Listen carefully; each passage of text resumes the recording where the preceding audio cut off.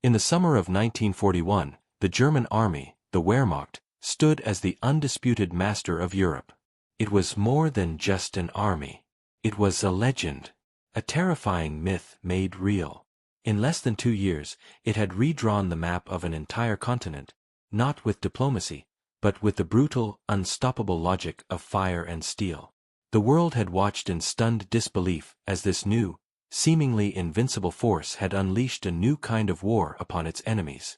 They called it the Blitzkrieg, the Lightning War.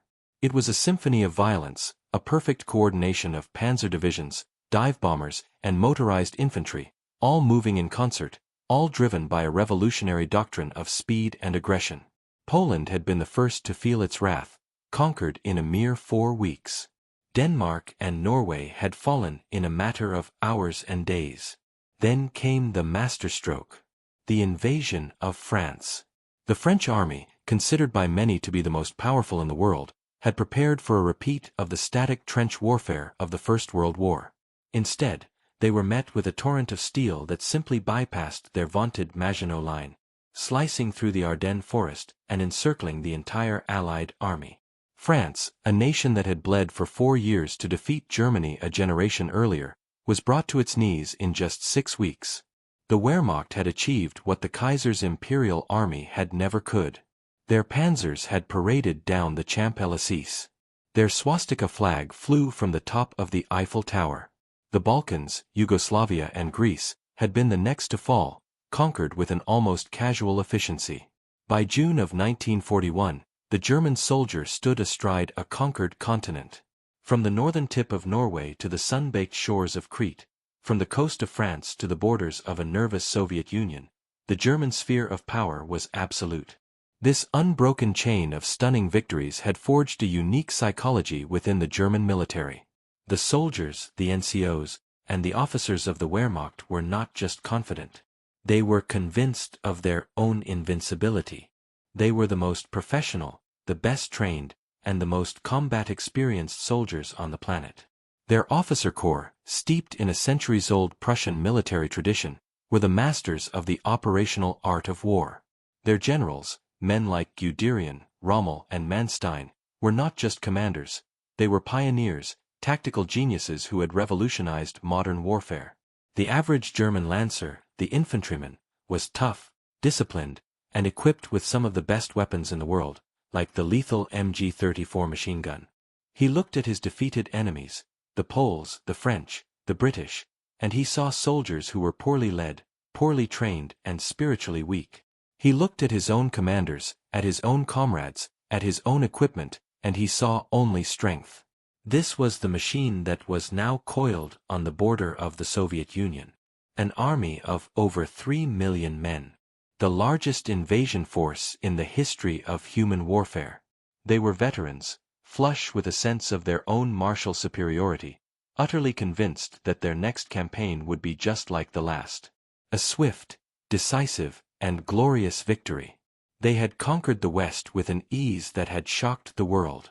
Now, they turned their eyes to the East. And they saw an enemy they believed to be rotten to the core, led by incompetence, and ready to collapse at the first hard push. They believed the war would be over by Christmas. This was the mindset of the Wehrmacht in the summer of 1941. It was the mindset of an army that had never known defeat. An army that believed itself to be the ultimate expression of modern warfare. They were about to step into the vast, limitless expanses of Russia. And they were about to learn that they were not invincible after all. The German army's confidence was not built on military success alone. It was reinforced, amplified, and twisted by a powerful and deeply malevolent ideology. The war that was about to be unleashed upon the Soviet Union was not to be a traditional European conflict. It was not a war for territory or resources, not in the conventional sense. In the minds of Adolf Hitler and the Nazi leadership, this was something far more profound. It was a racial and ideological crusade. A Vernichtungskrieg. A war of annihilation. 4 years, Nazi propaganda had relentlessly drilled a specific worldview into the German people and its armed forces. At the core of this worldview was a racial hierarchy. At the top, the Aryan Germans, the so-called master race. And near the very bottom, the Slavic peoples of the East, the Russians, the Ukrainians, the Belarusians. In the poisonous lexicon of Nazism, these people were the Untermenschen, the subhumans. They were depicted as a primitive, Asiatic horde, lazy, unintelligent, and incapable of true civilization. They were portrayed not as a nation to be defeated, but as a pestilence to be cleansed. This racist contempt was fused with a deep-seated hatred of the Soviet Union's political system, communism. To the Nazis, communism was not just a rival ideology. It was a Judeo-Bolshevik conspiracy, a Jewish invention designed to undermine and destroy Western civilization. Therefore, the Soviet Union was presented as a monstrous, unnatural state. A regime led by Jewish commissars and propped up by a terrified, subhuman Slavic population. It was considered a giant with feet of clay, a rotten structure that was ready to collapse under the slightest pressure. This ideology was not confined to the pages of propaganda pamphlets. It was systematically taught to the Wehrmacht. Soldiers and officers were given specific ideological instruction before the invasion. They were told that the normal rules of war, the conventions that governed conflict between civilized nations, would not apply in the East. Hitler himself made the objectives brutally clear in a speech to his generals. "This is a war of extermination," he declared. "We are not waging war to preserve the enemy." The commissars are the bearers of an ideology that is directly opposed to our own. They must be liquidated. This sentiment was codified in official orders. The infamous Commissar Order stipulated that any captured Soviet political commissar was to be executed on the spot, a direct violation of international law. The Barbarossa Decree gave German soldiers legal immunity for any crimes committed against Soviet civilians. The Wehrmacht was being unleashed not just to conquer, but to enslave and to cleanse. This ideological poison had a profound effect on the German military's planning and expectations. Because they saw their enemy as racially inferior and politically rotten, they were utterly incapable of assessing the Soviet Union's true strength. They believed the Red Army, an army of subhumans, led by Bolshevik criminals, would be brittle and cowardly. They expected the Soviet soldier to surrender in droves at the first opportunity. They believed the multi-ethnic Soviet state would shatter under the impact of the invasion, with Ukrainians and others rising up to welcome the Germans as liberators. They concluded that the Soviet Union's massive industrial capacity, located deep beyond the Ural Mountains, was disorganized and inefficient, incapable of sustaining a long war. Every aspect of their pre-war intelligence was filtered through this distorted lens of racial arrogance. So when the German Lancer stood on the border in June of 1941, he was not just looking at an opposing army. He was looking at a target for annihilation. He was not just a soldier, he was a crusader. He was convinced that his enemy was not just weaker in a military sense, but fundamentally inferior in a biological and spiritual sense. This absolute, unshakable belief in their own superiority gave them immense confidence. But it also blinded them. It created a strategic blind spot so vast that it would ultimately swallow their entire army. They were marching to war against a caricature, a phantom of their own creation. They were about to meet the real Russian soldier and the real Soviet state. And the shock of that encounter would be one of the most violent and consequential collisions in human history. The plan to invade the Soviet Union was given a suitably epic codename, Operation Barbarossa. Named for the legendary medieval Holy Roman Emperor, it evoked a sense of a grand, historic crusade to the east. On paper, it was a masterpiece of German operational planning, a testament to the skill and professionalism of the German General Staff. The objective was not simply to seize territory. It was to achieve the complete and total annihilation of the Red Army in a single, lightning-fast campaign. The entire war was expected to last no more than 3 to 4 months. It was designed as a summer war, a campaign to be won decisively before the onset of the brutal Russian winter. The invasion force was the largest in history. Over 3 million German soldiers, supported by hundreds of thousands of Allied troops from Romania, Hungary, and Finland. nearly 3,600 tanks, over 7,000 artillery pieces, and an air force, the Luftwaffe, with 2,500 aircraft. This colossal force was organized into three massive army groups, each with a specific strategic objective. In the north, Army Group North, under Field Marshal von Lieb, was tasked with driving through the Baltic states and capturing the cradle of the Bolshevik Revolution, the city of Leningrad. In the south, Army Group South, commanded by the veteran Field Marshal von Rundstedt, had a dual objective. It was to secure the vast, fertile agricultural lands of the Ukraine, and then drive southeast to capture the vital oil fields of the Caucasus. But the decisive blow, the Schwerpunkt of the entire operation, was to be delivered by the most powerful of the three formations. Army Group Center, commanded by Field Marshal von Bock, and equipped with the bulk of Germany's panzer divisions under the brilliant General Heinz Guderian, its objective was the ultimate prize. The heart of the Soviet Union, Moscow. The core assumption of the entire plan was a concept the German General Staff had perfected. The Kesselschlacht, the Battle of Encirclement. They did not intend to push the Red Army back. They planned to trap it. The panzer groups would act as giant armored pincers, slicing deep into Soviet territory, bypassing strongpoints, and then swinging inwards to meet hundreds of kilometers behind the front lines. The German infantry, following close behind, would then close the ring, creating enormous pockets, or kessels. Inside these pockets, entire Soviet armies would be trapped, cut off from supply and command, and systematically destroyed. The German planners believed that the bulk of the Red Army was concentrated in the western regions of the Soviet Union. They were confident that within the first few weeks of the campaign, they could encircle and annihilate these forces, long before they could retreat into the vast depths of Russia. Once the Red Army was destroyed in the field, they believed Soviet resistance would collapse. The rotten structure of the communist state would shatter. Moscow would fall, and the war would be over.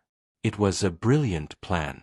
Bold, audacious, and based on the very Blitzkrieg principles that had conquered the rest of Europe.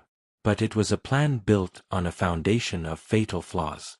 First, the intelligence was disastrously wrong. The German High Command estimated the Red Army had approximately 200 divisions. The real number was over 360, and the Soviets had the capacity to mobilize millions more. Second, the plan almost completely ignored logistics. The German army was only partially motorized. For every tank and truck, there were 10 horse-drawn wagons. As the panzers raced ahead, the infantry and supplies struggled to keep up, stretching the supply lines to the breaking point over the vast, primitive Russian road network. Third, and most critically, the plan had no realistic long-term objective. What would happen if the Red Army wasn't destroyed in the first few weeks? What would happen if the Soviet state didn't collapse? What would happen if the war dragged on into the winter? There was no plan B. Failure was not considered an option. The German High Command, blinded by their ideological contempt for the enemy and their own record of unbroken success, had created a plan for a perfect victory. They had failed to plan for an imperfect reality. On the eve of the invasion, the German soldiers readied their equipment. The panzer crews topped up their fuel tanks. The generals reviewed their maps one last time. An atmosphere of supreme, almost arrogant, confidence permeated the entire force. They were the invincible Wehrmacht. This was to be their greatest victory. The short, glorious summer war was about to begin. At 3:15 a.m. on the morning of June 22, 1941, the longest front in the history of warfare erupted in fire. Without a declaration of war, Operation Barbarossa began. From the Baltic to the Black Sea, 7,000 German artillery pieces opened fire simultaneously. A wall of high explosives slammed into the unsuspecting Soviet positions, shattering bunkers, severing communication lines, and turning the pre-dawn darkness into a flickering, man-made hell. This was the opening blow. The Blitzkrieg had been unleashed. For the soldiers of the Red Army, the attack was a complete and total shock. Despite numerous intelligence warnings, Soviet dictator Joseph Stalin had refused to believe that Hitler would attack. His armies were caught in a state of utter unpreparedness. Units were separated from their ammunition depots. Communication systems were in chaos. Many officers were away on leave. The frontline Soviet troops were paralyzed, stunned by the sheer, overwhelming violence of the German assault. Minutes after the artillery barrage began, the Luftwaffe appeared in the skies. Thousands of German bombers and fighters swarmed over Soviet airfields. They caught the Red Air Force completely by surprise. Hundreds of Soviet aircraft were destroyed on the ground, still neatly parked in rows, before their pilots could even get to them. By noon on the first day, the Luftwaffe had destroyed over 1,200 Soviet planes, effectively annihilating the Red Air Force in the western districts. They had achieved total air supremacy in a matter of hours. With the skies clear of enemy fighters, the masters of the Blitzkrieg were free to do their work. The Junkers 87 Stuka dive bombers, the flying terror of the German army, descended upon Soviet command posts, artillery positions, and troop concentrations. Their infamous Jericho trumpet sirens shrieked, spreading panic and chaos on the ground below. And then, the panzers came. Thousands of German tanks, concentrated in powerful armored spearheads, smashed through the flimsy Soviet border defenses and began to race deep into enemy territory. The speed and ferocity of the German advance was unlike anything the world had ever seen. The Soviet defenses, designed for a static, linear battle, simply disintegrated. The German panzers did not engage in frontal assaults. They bypassed pockets of resistance, leaving them for the slower-moving infantry to mop up. Their goal was the deep rear, the operational heart of the enemy. The initial results of the German plan were spectacular. The Blitzkrieg was working to perfection. On the very first day, Army Group Center advanced over 50 kilometers. The Soviet command structure fell apart. Units lost contact with their headquarters. Orders were confused and contradictory. Entire divisions were cut off and surrounded before they even understood they were under attack. Just 1 week into the invasion, the German pincers of Army Group Center met near the city of Minsk. They had created their first great Kessel. Trapped inside the Minsk pocket were 4 entire Soviet armies. The German infantry closed the ring, and the slaughter began. Over 300,000 Soviet soldiers were taken prisoner in that single encirclement. It was a victory of unprecedented scale. In the south, Army Group South also achieved massive success, encircling and destroying huge Soviet formations near Uman. In the north, Army Group North drove relentlessly towards Leningrad, scattering all opposition before it. To the German High Command, it seemed as if all of their arrogant predictions were coming true. The Red Army, just as they had believed, was a brittle, poorly led force that was shattering under the first hard blow. The Untermenschen were proving to be as incompetent as their ideology had insisted. The daily reports sent back to Hitler's headquarters were a litany of stunning victories. Hundreds of thousands of prisoners taken. Thousands of tanks and artillery pieces captured or destroyed. Vast swaths of territory conquered. General Franz Halder, the chief of the German Army General Staff, famously wrote in his diary on July 3, just 11 days into the campaign. It is probably not an exaggeration to say that the campaign against Russia has been won in 14 days. This was the sentiment throughout the German army. The war was already won. All that remained was a massive mopping-up operation. The road to Moscow, to Leningrad, to victory, seemed wide open. But amidst the triumphant reports, a few troubling details were beginning to emerge. Small, dissonant notes in the symphony of conquest. The number of Soviet prisoners was staggering. But the pockets of resistance, even when surrounded and hopeless, were fighting back with a stubborn, almost suicidal ferocity the Germans had not encountered in France. And then, there were the reports from the panzer crews. Whispers of a new, unknown Soviet tank. A machine with sloped armor that their shells were simply bouncing off of. A tank that seemed to be from the future.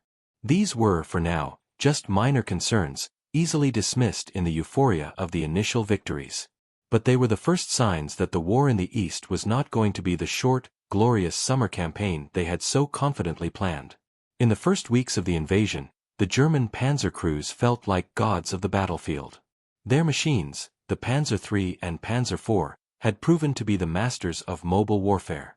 They were mechanically reliable, equipped with excellent radios for communication, and manned by the most experienced and best-trained tank crews in the world. The Soviet tanks they encountered were, for the most part, pathetic.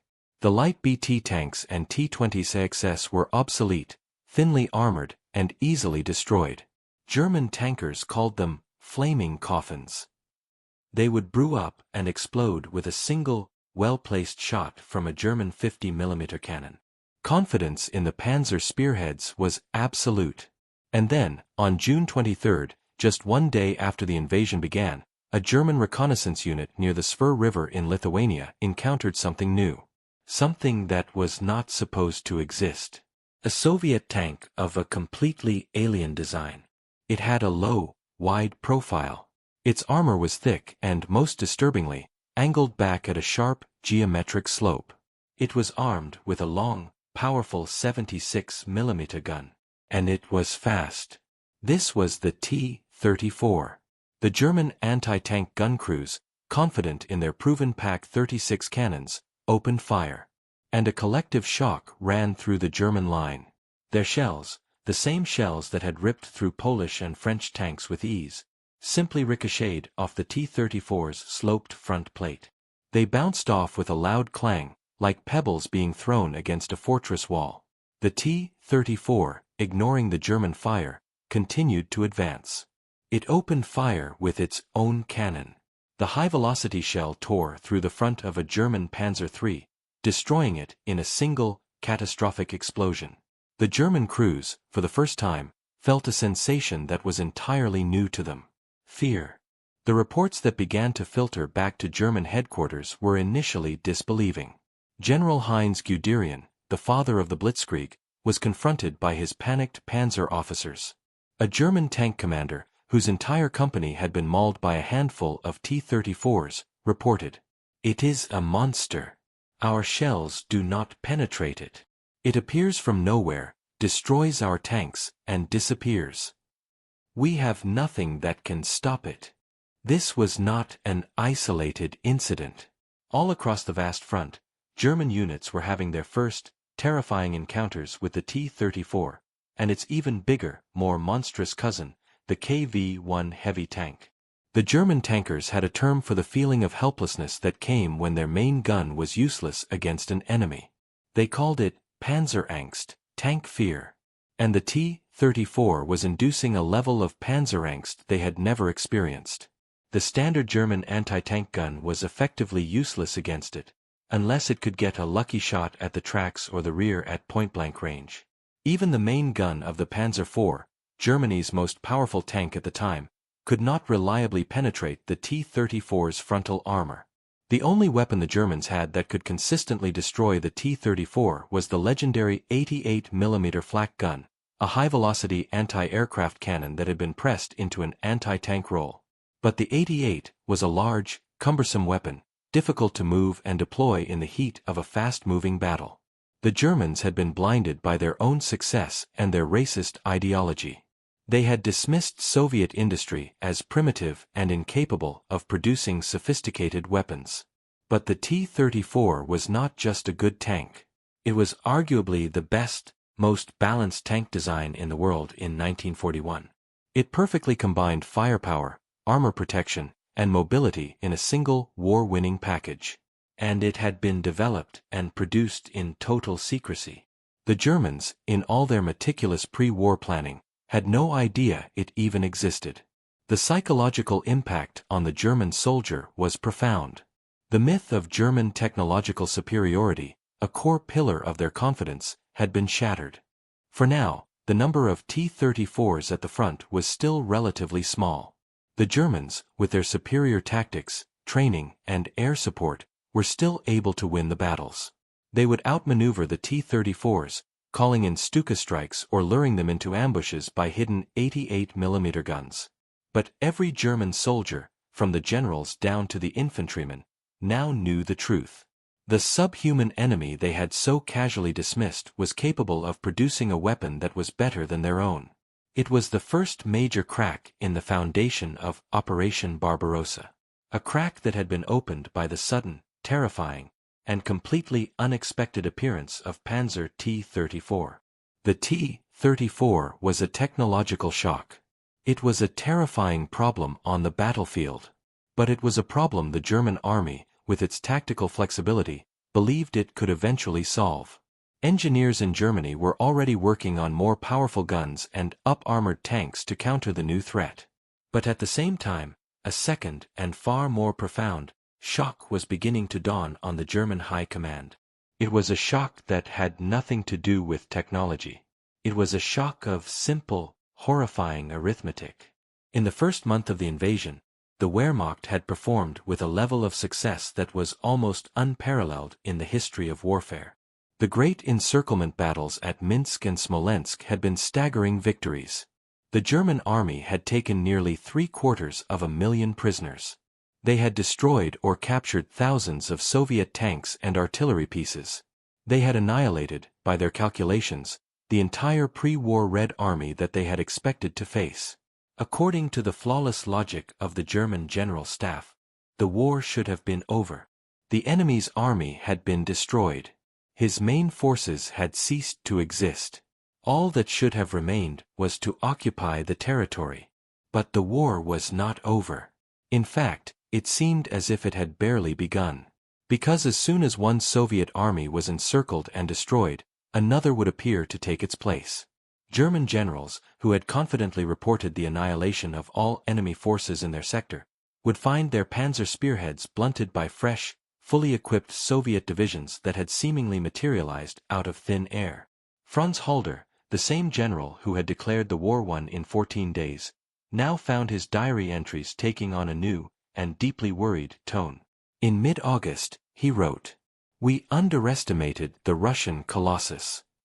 At the start of the war, we reckoned on about 200 enemy divisions. Now we have already counted 360.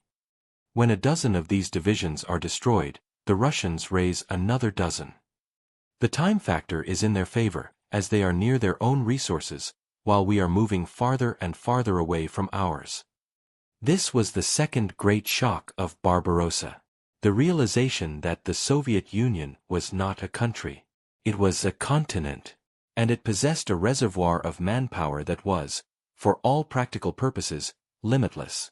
The German pre-war intelligence had been catastrophically, almost criminally, wrong.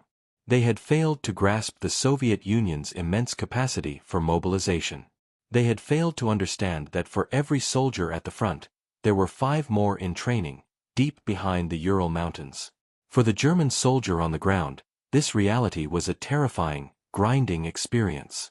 They would fight a brutal, week-long battle to take a single town, destroying an entire Soviet rifle division in the process. They would secure the position, exhausted and depleted. And the next morning, they would be counterattacked by a new, fresh Soviet rifle division that had arrived overnight.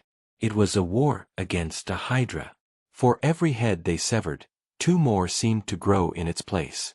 The German soldiers, who had entered Russia feeling like supermen, now began to feel very small. They were a finite army, a few million men, trying to conquer a boundless, endless sea of humanity. A German infantryman wrote in a letter to his wife, "You cannot imagine it.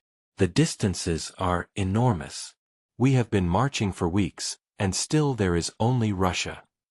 And the people, there are so many of them. We kill them by the thousands. We capture them by the tens of thousands. But they just keep coming. There is no end to them. There is no end to this country." The German leadership in Berlin refused to accept this new reality. They clung to their belief that the Soviet system was about to collapse. They dismissed the new Soviet armies as poorly trained, second-rate cannon fodder. But the generals at the front knew the truth. Even a poorly trained soldier with a rifle could kill a German. And the Soviets had millions of them. The Blitzkrieg, the lightning war, was designed for a swift, decisive battle against a finite enemy. It was a doctrine completely unprepared for a prolonged war of attrition against a seemingly infinite foe. The German army was beginning to bleed. Every day, Thousands of German soldiers were killed or wounded. These were veteran, irreplaceable troops. And for every German soldier who fell, the Soviets could call up 10 more peasants from a collective farm, give them a rifle, and send them to the front. The equation was simple. It was brutal. And it was inescapable. The Germans had come to the east expecting to fight an army. They had found themselves fighting a human tide. And that tide was beginning to slowly, but surely, erode the foundations of their invincible war machine. The German war machine was being bled by the endless reserves of the Red Army. But now, as the summer of 1941 gave way to autumn, the Wehrmacht was about to be confronted by two new, and even more implacable, Soviet generals. Two commanders who had defeated invaders for centuries. The first was General Mudd. The Germans called it the Rasputitsa, the time of no roads. In early October, the seasonal rains began to fall. But this was not the gentle rain of Western Europe. This was a cold, relentless, Russian deluge. The primitive dirt roads of the Soviet Union, which had been baked hard by the summer sun, dissolved almost overnight. They transformed into vast, axle-deep rivers of thick, black, clinging mud. A mud so profound and glutinous that it seemed to possess a malevolent will of its own. The Blitzkrieg, the doctrine of lightning-fast mechanized movement, came to a grinding, sputtering halt. The panzers, for all their power, found themselves wallowing helplessly. Their narrow tracks, designed for the firm roads of France, churned uselessly in the mire. Tanks that could travel 30 kilometers an hour on a dry road were now lucky to make 1 kilometer an hour, all while consuming enormous amounts of fuel. But the real victims were the trucks. The thousands upon thousands of supply vehicles that formed the logistical lifeline of the German army.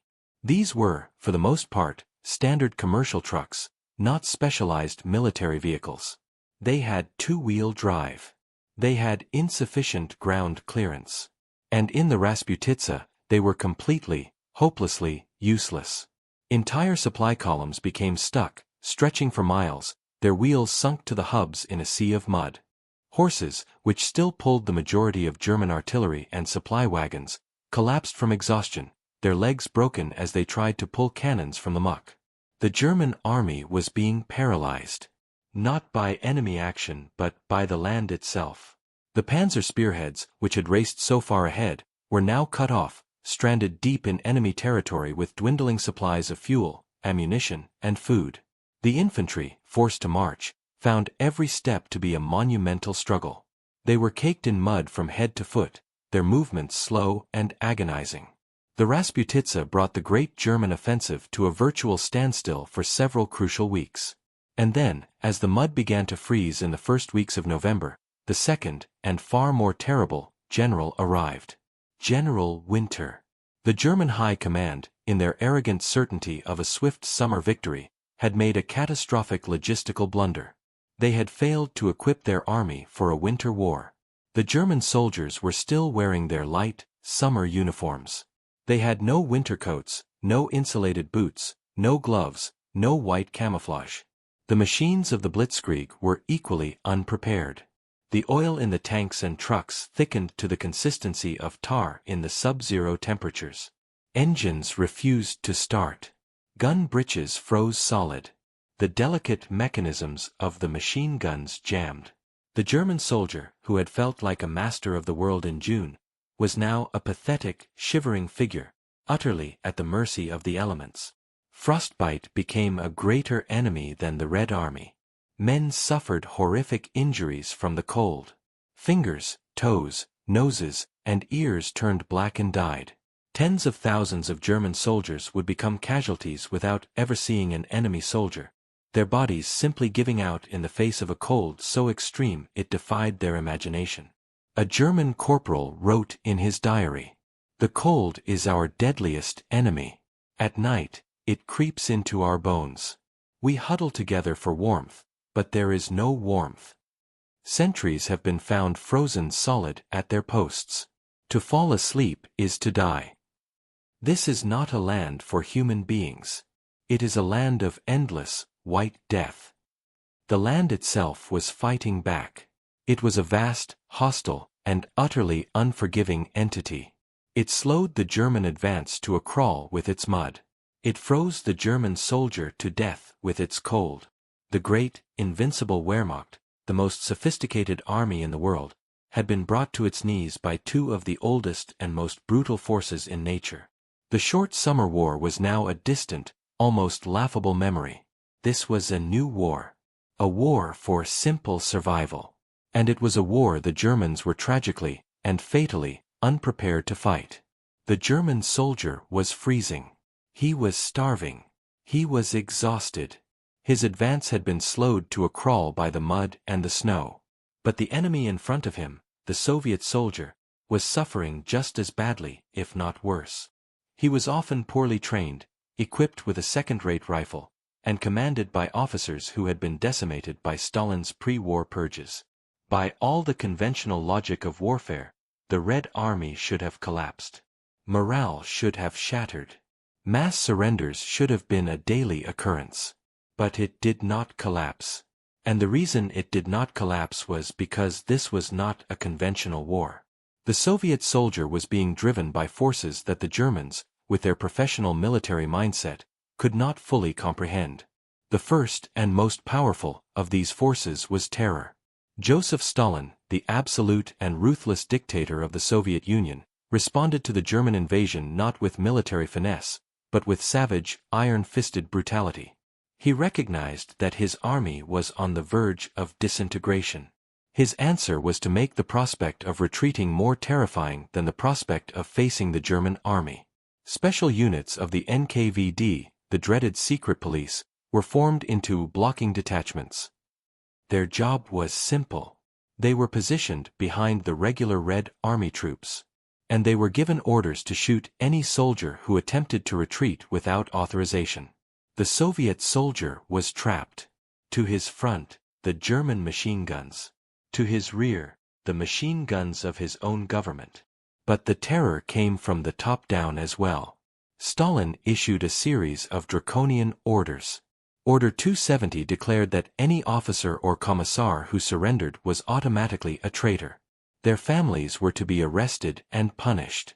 There was no honor in being a prisoner of war. There was only treason. This philosophy would later be codified in the infamous Order No. 227, issued during the crisis at Stalingrad the following year. Its slogan became the rallying cry for the entire Soviet war effort. Ni shagu nazad. Not one step back. The order stated that any soldier who retreated in panic was to be shot on the spot. It established penal battalions, Strafbats, for soldiers accused of cowardice.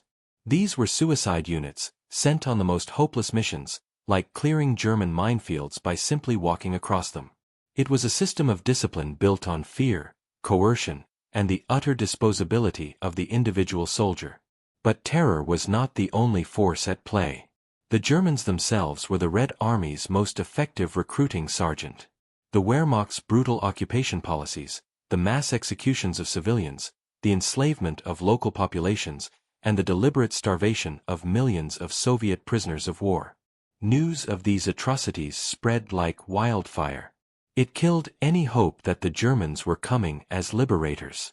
It transformed the war from a defense of Stalin's regime into something far more primal. A defense of Mother Russia herself. It became, for the average Russian, Velikaya Otechestvenaya Voyna, the Great Patriotic War. The Soviet soldier was now fighting not just out of fear of his own government, but out of a burning, patriotic hatred for the invader who was murdering his people and burning his homeland. So the German soldier, freezing in his foxhole, was faced with a new and terrifying reality. The man on the other side of the line was not the brittle, cowardly Untermensch of his propaganda. He was a man who had been stripped of everything, left with no alternative but to fight. He was a man who was terrified of his own commanders. He was a man who was filled with a righteous fury against the German invaders. And he was a man who came from a culture that had a deep, almost fatalistic acceptance of suffering. The result was a level of battlefield resilience that left the Germans stunned. The Soviets would launch human wave attacks, charging directly into the teeth of German machine gun fire. They would be mown down in their thousands, but they would keep coming. Surrounded and hopeless pockets of resistance would fight on to the last man, the last bullet. This was not the sophisticated, professional warfare the Germans understood. This was something else. It was a war of raw, brutal, and seemingly endless human endurance. The Germans had come to the east believing that their superior spirit would triumph. They now found themselves facing an enemy whose own brutal, desperate, and terror-fueled resolve was proving to be a terrifying weapon in its own right. By late November 1941, the German war machine was a shadow of the magnificent force that had crossed the border in June. It was battered, depleted, and stretched to the breaking point. The Rasputitsa had choked its supply lines. The winter was now savaging its men and machines. But one great prize, the ultimate objective, still lay tantalizingly close. Moscow. To Adolf Hitler, Moscow was not just a military objective. It was the political and spiritual heart of the Judeo-Bolshevik regime. He believed that if the city fell, the Soviet Union would collapse like a house of cards. And so, despite the horrific conditions and the warnings of his exhausted generals, he ordered one final, desperate push. The offensive was given the code name Operation Typhoon. The remnants of Army Group Center, under Field Marshal Fedor von Bock, were to gather their remaining strength and seize the Soviet capital. The German soldiers, their faces gaunt and blackened by frostbite, were pushed forward. Their advance was a slow, agonizing crawl through a landscape of deep snow and frozen forests. The temperatures had plunged to 30, and then 40 degrees below zero. The men were wearing summer uniforms, stuffed with newspaper and straw for insulation. The panzers, which had once raced across the plains, were now lucky to have a single tank in a company that would start in the morning. Their lubricating oil was frozen solid. Their engines were crippled by the cold. Yet, driven by iron discipline and the sheer momentum of their earlier victories, they advanced. They fought their way through a series of desperate, bloody battles against a Red Army that was equally battered, but defending the very gates of its own capital. The fighting was brutal and intimate. It was a war of frozen villages, of desperate struggles for control of a single log cabin that might offer a few hours of warmth. The Germans advanced meter by painful meter. By the first days of December, they had reached the outskirts of the city. An advance reconnaissance battalion of the 2nd Panzer Division reached the suburb of Khimki, a mere 19 kilometers from the city center. From their position, through the freezing haze and falling snow, they could see them. The golden onion domes and the ruby-red stars on the towers of the Kremlin. This was the high water mark, the absolute, final limit of the German advance. The spearhead of the Wehrmacht had reached the very heart of its enemy, but it was a spearhead that was exhausted, frozen, and broken. The men were at the absolute end of their physical and psychological endurance. They had no more strength to push forward. And now, as they stared at the spires of the Kremlin, they began to realize that the enemy in front of them was no longer retreating. In fact, the enemy was getting stronger. Because Stalin, in a masterful strategic gamble, had received intelligence from his spy in Tokyo, Richard Sorge, that the Japanese were not going to attack the Soviet Union in the east. They were going to strike south, against the United States. Freed from the threat of a two-front war, Stalin had stripped his Siberian garrisons. He had brought his best, most elite troops from the Far East. Men who were equipped for winter. Men who were fresh, well-fed, and trained to fight in the snow. As the exhausted Germans shivered in their foxholes on the outskirts of Moscow, they began to encounter these new, terrifying opponents. They saw Soviet ski troops, clad in white camouflage, gliding silently through the forests, appearing behind their lines to launch devastating ambushes. They were hit by counterattacks from fresh Siberian rifle divisions, men who were not just surviving the cold, but thriving in it. The German soldiers had pushed themselves to the very brink of human endurance to reach the gates of Moscow. They had endured the mud, the cold, and the endless grinding casualties. They had reached their objective. But as they stood on the frozen hills, looking at the prize that was just beyond their grasp, a terrible realization began to dawn. They were not the hunters anymore. They were the hunted. The great German offensive had finally, and irrevocably, run out of steam.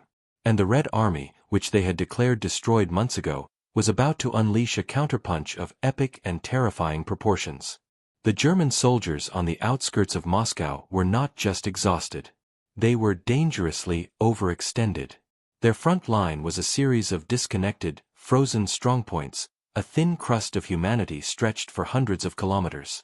Their supply lines were in chaos. Their reserves were non-existent. They were a glass jaw, waiting for a fist. And the fist was about to strike. The man commanding the defense of Moscow was General Georgy Zhukov. He was a tough, ruthless, and brilliant professional soldier, one of the few high-ranking officers to have survived Stalin's purges. And for weeks, he had been secretly and meticulously gathering the Soviet Union's last reserves. The fresh, winter-equipped Siberian divisions.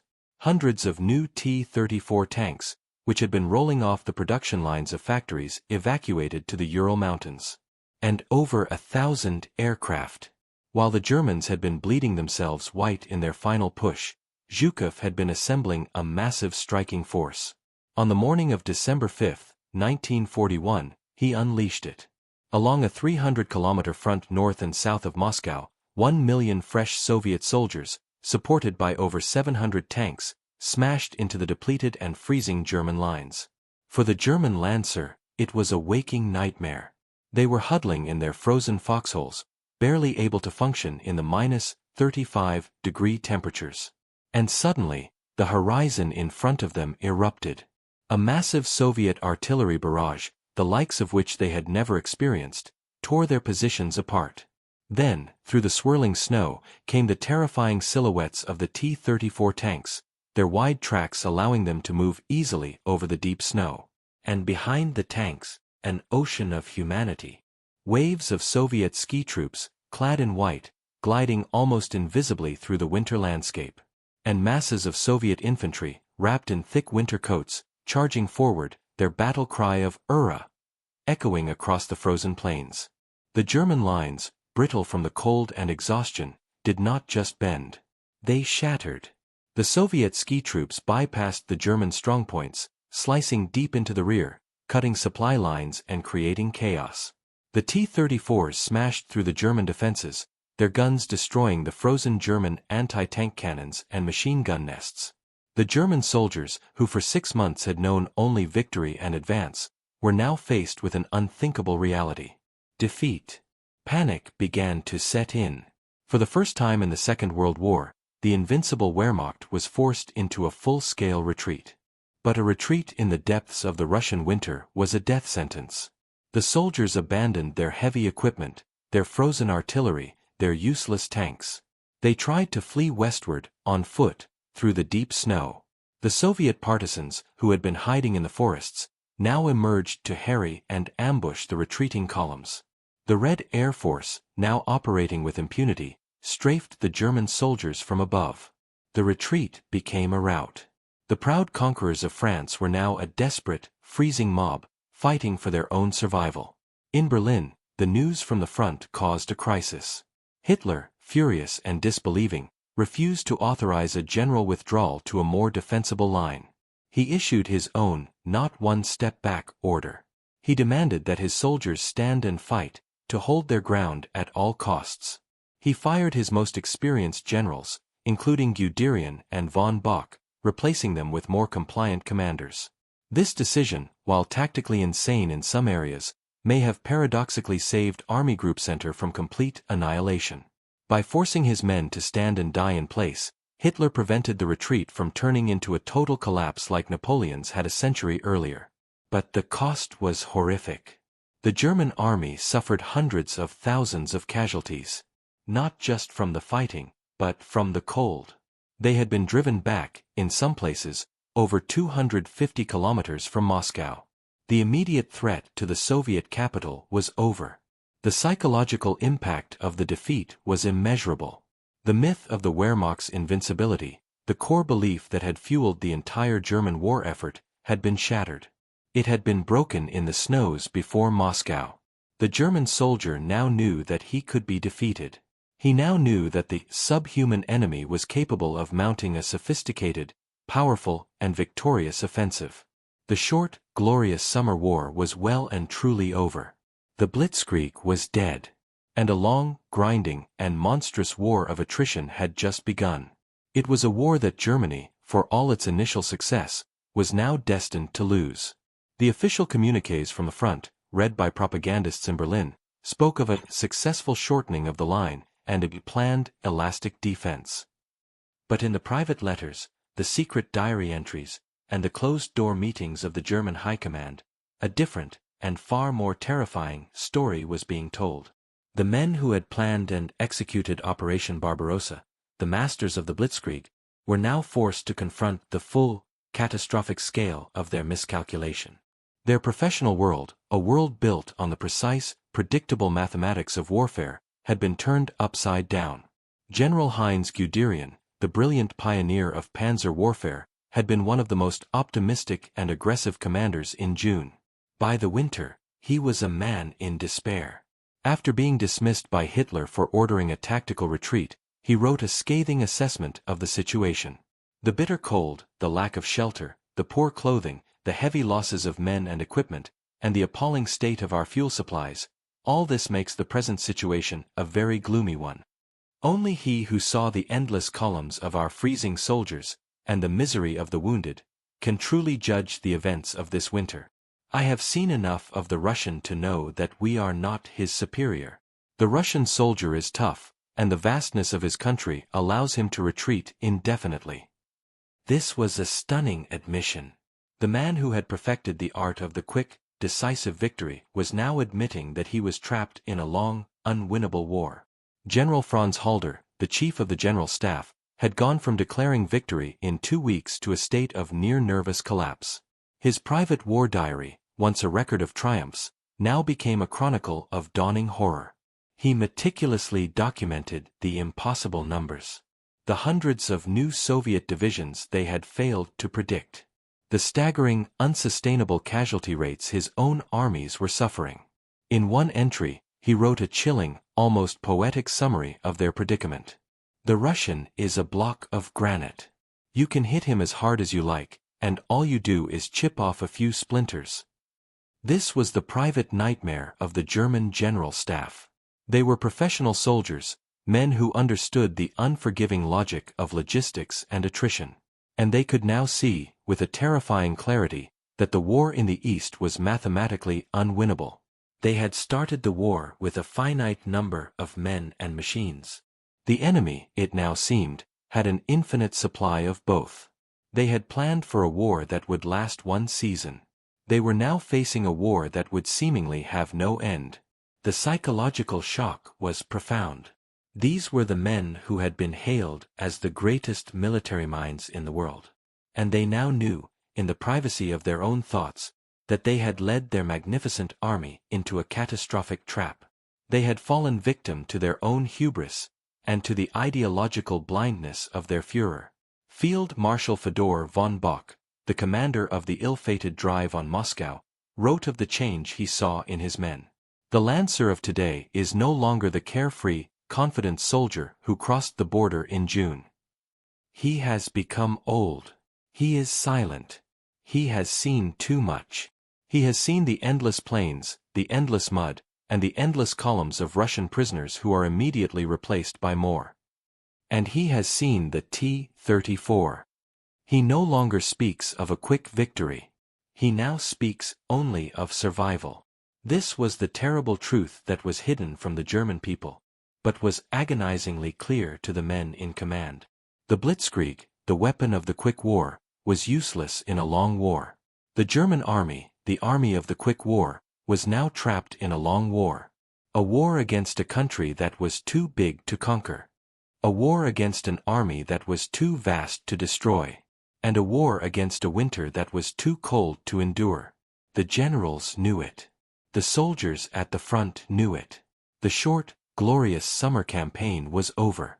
And a long, dark, and bloody road lay ahead.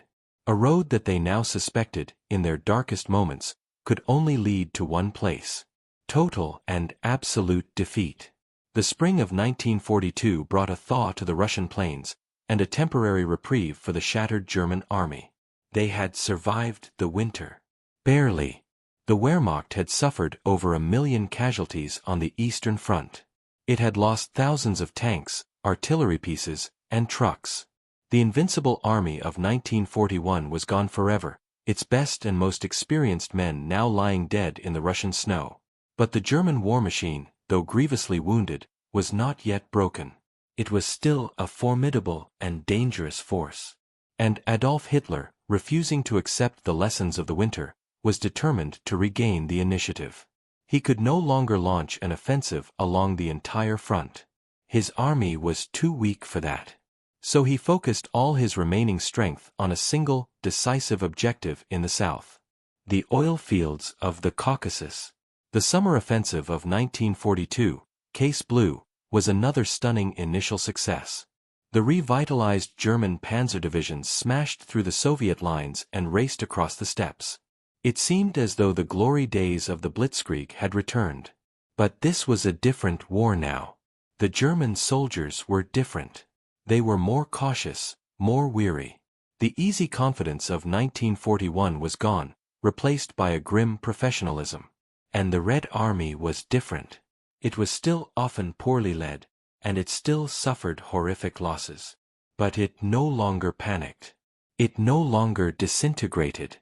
It learned to retreat, to trade space for time, drawing the Germans deeper and deeper into the endless expanse of Russia. And it had learned how to fight. The Soviet soldier was now a hardened veteran, and he was being equipped with a continuous, ever-growing flood of superior weapons, especially the magnificent T-34 tank. The German advance, which began so brilliantly, soon bogged down once again in a war of logistics and attrition. And Hitler, in a fateful decision, divided his forces. He sent one army towards the Caucasus oil fields, and another, the 6th Army under General Friedrich Paulus, was ordered to take a city on the Volga River. A city that had no real strategic importance, but which bore the name of Hitler's arch-nemesis. Stalingrad. It was in the rubble of that city that the German awakening, which had begun in the snows before Moscow, would reach its horrifying and absolute conclusion. In Stalingrad, the war devolved into a savage, street-to-street battle of extermination. A Rattenkrieg. A war of rats. And in that brutal close-quarters environment, German technological and tactical superiority meant almost nothing. The war was won by the side that was willing to endure the most suffering, and to absorb the most casualties. In November 1942, General Zhukov unleashed his second great winter counteroffensive. Operation Uranus. The Soviet pincers, in a mirror image of the German Blitzkrieg of the year before, sliced through the weak Romanian and Hungarian armies protecting the German flanks. And in a matter of days, the entire German 6th Army, over 250,000 of Germany's best soldiers, was trapped in Stalingrad. The story of Operation Barbarossa, the story that had begun with such arrogant confidence on a summer morning in 1941, had come full circle. The great hunters of the Kesselschlacht had become the hunted. The masters of encirclement were now the ones who were encircled. The German soldiers, who had set out to conquer a subhuman foe in a few short months, now found themselves abandoned, starving, and freezing to death in a hell of their own making. The 3-month victory they had planned had become a nightmarish, multi-year war of attrition. A war that would bleed Germany white. A war that would consume an entire generation of its young men. And a war that would ultimately end with the Red Army raising its hammer and sickle flag not over the ruins of Stalingrad, but over the ruins of the German Reichstag in Berlin. The German generals had believed their own propaganda. They had believed their enemy was weak, rotten, and ready to collapse. They had believed their army was invincible. They had believed the war would be over by Christmas. On every single count, they had been catastrophically, fatally wrong. And in the vast, unforgiving expanses of the Eastern Front, they, and the millions of men they led, paid the ultimate price for that catastrophic miscalculation.